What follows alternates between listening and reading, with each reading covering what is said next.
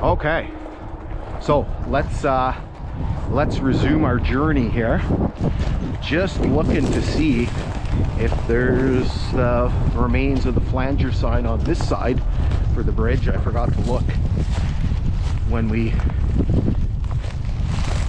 went east. See any? Is it up there?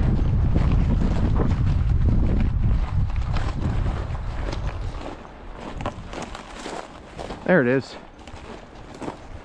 So again, cut off. It's so weird that they cut off all the flanger signs, but they left the milepost markers. Again, it sort of baffles me.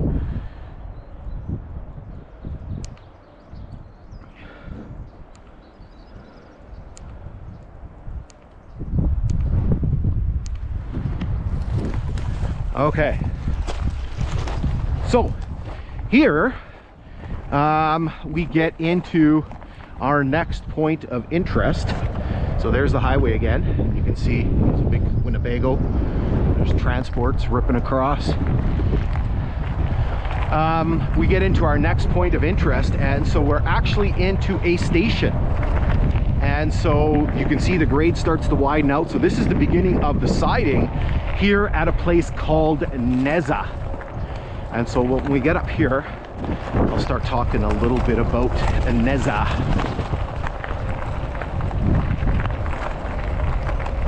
So there's an access road that comes in here, and there's a tie that we just drove over there. Wow, it's windy. You can actually see the remains of buildings. So after, I'm going to show you some maps and some timetables, and when you actually see the map of this area, you'll actually see there's a whole bunch of structures here. So there was some stuff here. There were some people that were living here, even though it's fairly close to Jellicoe. There was some stuff. If you actually click on the link in the description, you'll see what Nezah looked like. There is a photograph, and the photograph dates back to 1923. Now, as far as I know, the station, in quotation marks, at Nezah, there was no station, it was just a flag stop, is further up there. Now, what's interesting is the original mileage shows Nezah at milepost 5.8. Some of the early Canadian national timetables show at 5.8, but I'm positive there's one that shows it at 5.6. So if I find that one, I'll show you one that says 5.6. They may have shifted it. Okay, so let's talk a little bit about Nezah. So Nezah was an original station. Obviously, it's the first stopping point, the first siding outside of Jellicoe. Okay, the name itself has a significance to it. It was actually named after somebody. So a guy by the name of Hugh Tremaine Hazen was one of the district engineers during the construction of this line. So he worked for Canadian Northern Railway, and later he became one of the big shot engineers with Canadian National. And so this is named after him. So what they did was they took his last name, Hazen, and they reversed it. And so the reverse of Hazen is Nezah, right? And so that's where the name originated from. Now, this is milepost 5.6. So you'll see there's this opening here, and again, when you look at that map, it's a 1952 map, you'll see that there's a bunch of buildings kind of clustered here close to where the bridge is. But again, the original mileage, which you're going to see, has it further up over there. Now, just another note here. So there was a bit of a boom in here in the 1930s, and basically what happened is there was a big gold rush in the 1930s all throughout this area, basically from Geraldton, which is, where's Geraldton? 30 miles to the east, and then all the way to Beardmore. So Beardmore is another 15 miles to the west. So all through this area is gold, and so there's a big gold rush here in the 1930s, and so this was kind of a stepping off point to get further up north into I guess some of the other gold fields, and so that's why this area kind of blew up a little bit. So okay, so I'm going to show you the map, and I'm going to show you some of those timetables, and maybe I'll find you the one that has 5.6 on there.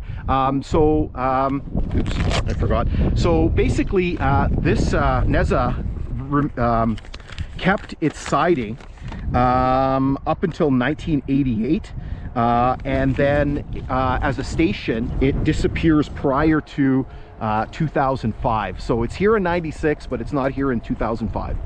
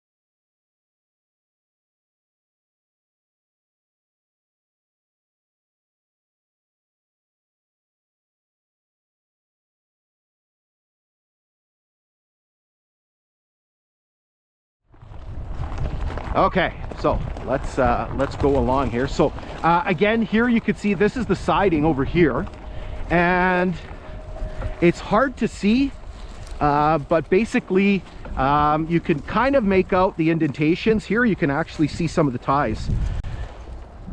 So some of the ties are still here. Look, there's one there, one there, one there. So some of these were still left in place, right? You can see that there.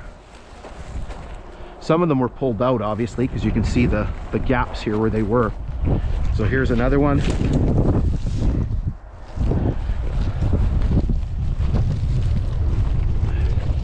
So this is the same with the next station up. So the next station up is Jack Pine, and you can still see the ties. So here you can see them still.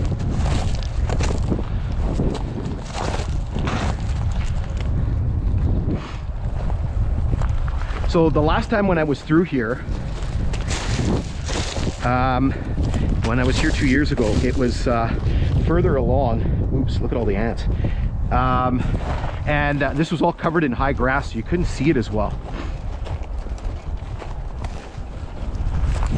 So obviously this got all covered over when they did some of the ballast work here.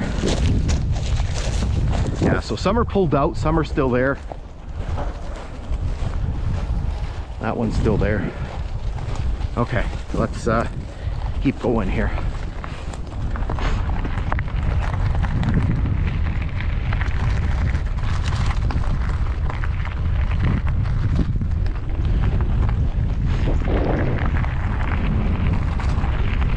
So just up here,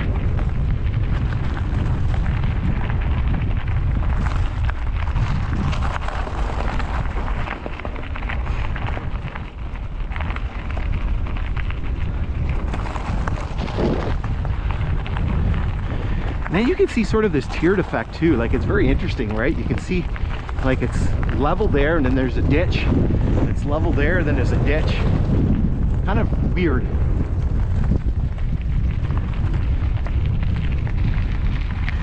So right up here is milepost 5.8. So on the original timetables, again, this is where basically you see Nezah station being listed, and you'll notice that there's kind of this flat area, and I went and sort of poked around in that little ditch. There's a little swale and it kind of bumps out here and then comes back around. So there's a bit of a flat area right in here. So again, if you click on the link in the descriptions, you'll see a picture of Nezah in 1923, and you'll see a few little structures here. And maybe this is where it was. Maybe this is where the section house was. There are some documents that do say there was a section house here. The unusual thing is, when I looked around, I did not see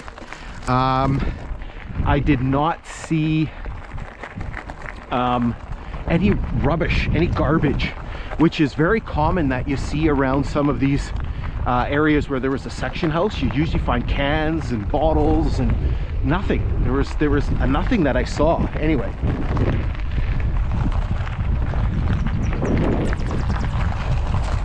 So over here again is the, there you can see tie, there's the tie.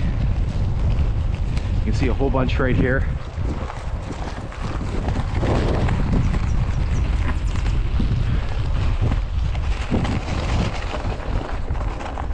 That's why hiking in the spring is so nice, because you can basically see into the brush and you can see things that are hiding.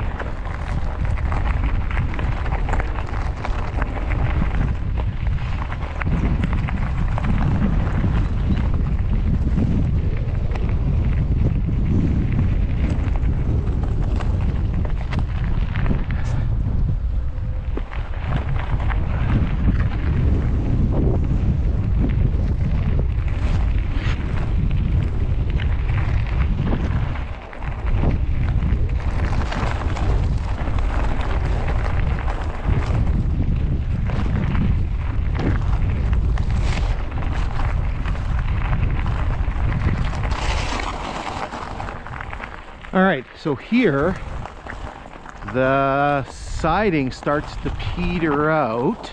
I think we missed something back here.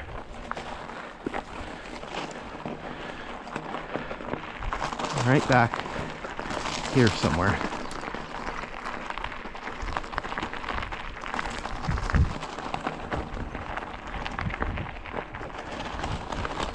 Nope, maybe it's back over there.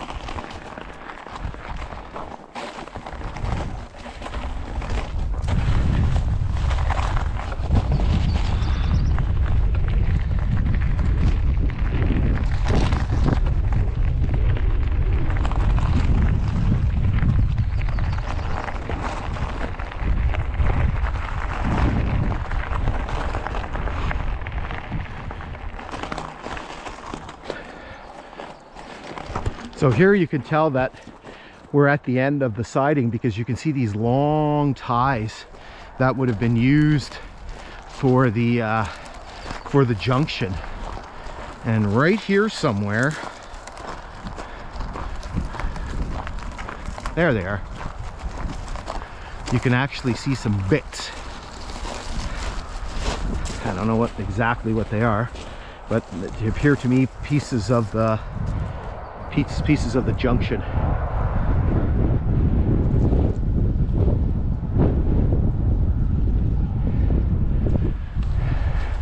And so again, this is where the siding comes to an end. Okay, let's hold up here for a second and just continue making our way along.